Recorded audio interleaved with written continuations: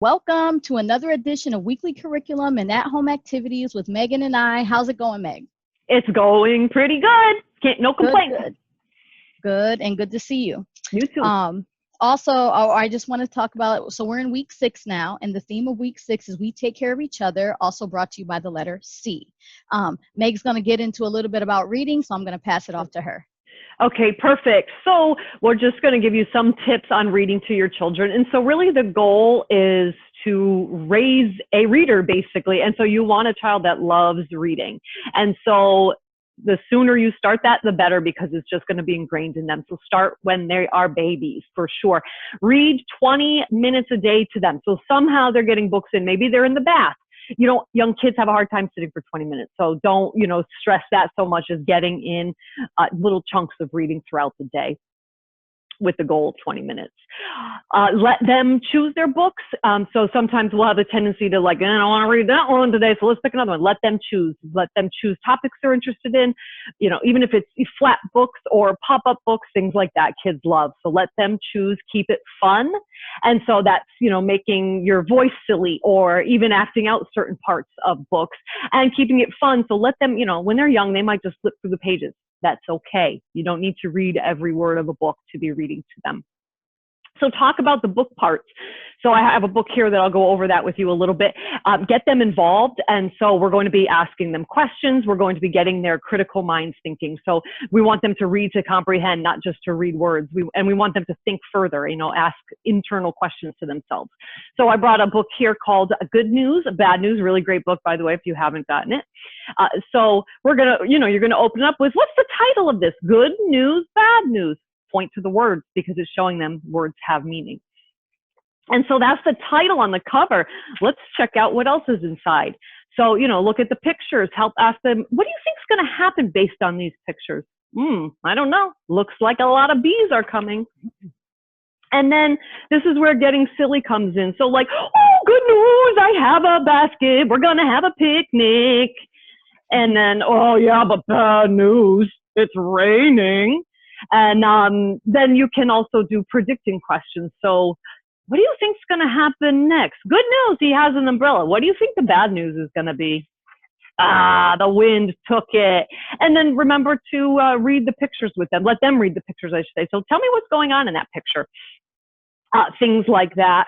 And, get them involved. When I read this with my son, he always wants to, you be the rabbit and I'll be the mouse. So we each share the dialogue.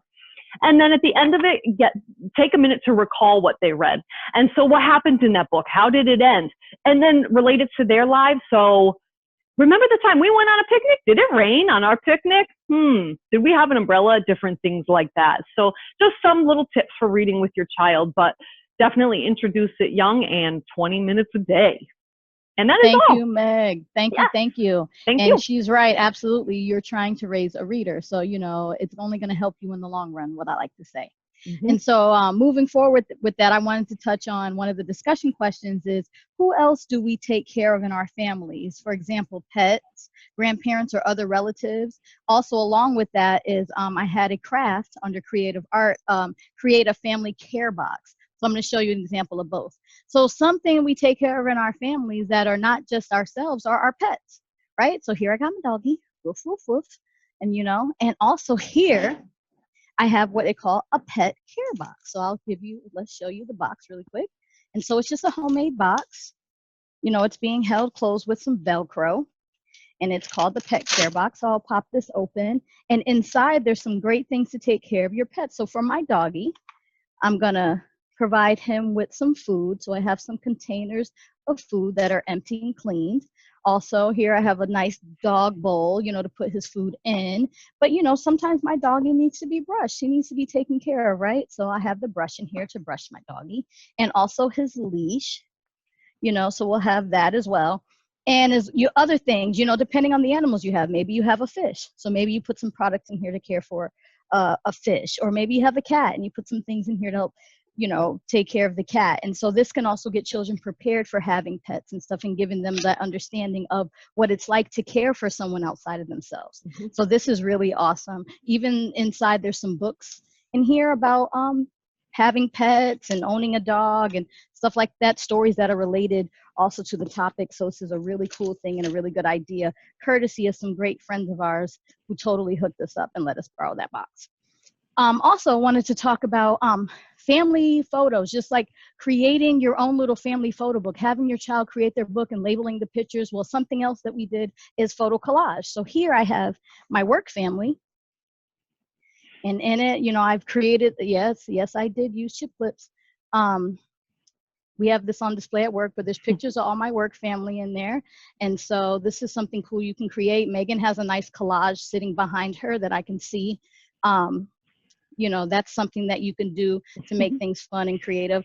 Also, we talked about self-portraits. And so, you know, creating your self-portrait or creating a self-portrait of someone else in your family. And so here we have 3 self-portraits that were created years ago. But this is a self-portrait of Linda. This is a self-portrait of myself. And this is a self-portrait of Megan. Now we're looking cool and trendy in this. I know we look kind of different than we are, but these were self-portraits we created a while back. But also, you can also use these to do a little math. And we're talking about who's older, who's younger. So this is in order by age. Sorry, Linda. She's the oldest. Linda's the oldest. I'm in the middle, and then Megan's the youngest. So we can also use these to chart out the ages of our family members as well. And I know we so happen to have these cool little gingerbread looking cutouts, but you can make them with anything. You can do it with cardboard. You could just do a self-portrait on paper. You can draw a face and stick it on a popsicle stick, whatever you choose to do. Also, in talking about that, we're talking about being kind, right? And making maybe a kind gift for a friend. So one of the crafts was making a bouquet of flowers. And so here's a beautiful flower that a friend of mine and I created. See those friends there? Yes, that's Megan and Cinnamon. And so this craft was really easy. We put it on a tongue depressor.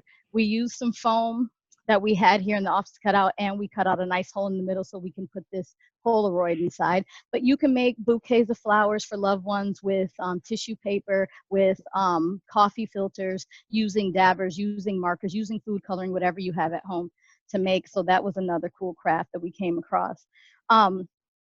You know, use your pet care box for free play. Take it outside, put different things in it, put a baby doll in it, or different stuff like that with diapers and stuff to, you know, switch it up, make it different. But, you know, it's something that you can bring outside or even inside and do free play with. Also, something else I wanted to talk about is the science of hugs, kisses, and I love yous. Really good for your body, good for your children's bodies, very important. Lots of hugs, lots of kisses. So don't forget, always giving hugs, kisses, and telling I love you to your children, and, you know, vice versa, of course.